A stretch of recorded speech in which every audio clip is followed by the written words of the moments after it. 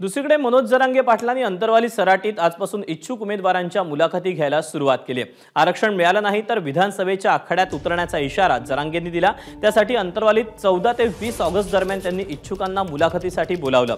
महाराष्ट्रातल्या सगळ्या मतदारसंघातल्या सर्व जाती धर्मातल्या लोकांनी डेटा घेऊन मुलाखतीला येण्याचं आवाहन त्यांनी केलं। दुसरीकडे ओबीसी नेते लक्ष्मण हाके यांनी मनोज जरांगेंवर कडाडून टीका केली।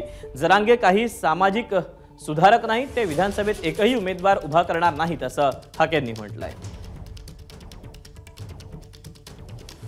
14 ऑगस्ट ते 20 ऑगस्ट पर्यंत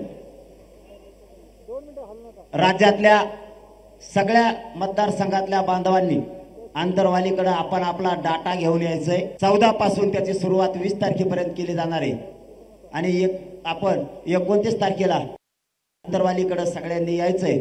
मनोज जरांगे पाटील बिनबुडाचा लोटा आहे। आम्ही 96 कुळी मराठी आहोत म्हणायचं आणि दुसऱ्या बाजूला आम्हाला मागासवर्गीयांच्या ओबीसी मधूनच आरक्षण पाहिजे म्हणायचं। ह्या दोन गोष्टी किती विरोधाभासी आहेत आणि किती हास्यास्पद आहेत, या प्रश्नाचं उत्तर या महाराष्ट्रामधला ओबीसी आणि सुज्ञ मंडळी जरांगेंच्या आंदोलनाला आणि जरांगेंच्या 288 उमेदवारांना निश्चित विचारतील। एबीपी माझा, उघडा डोळे बघा नीट।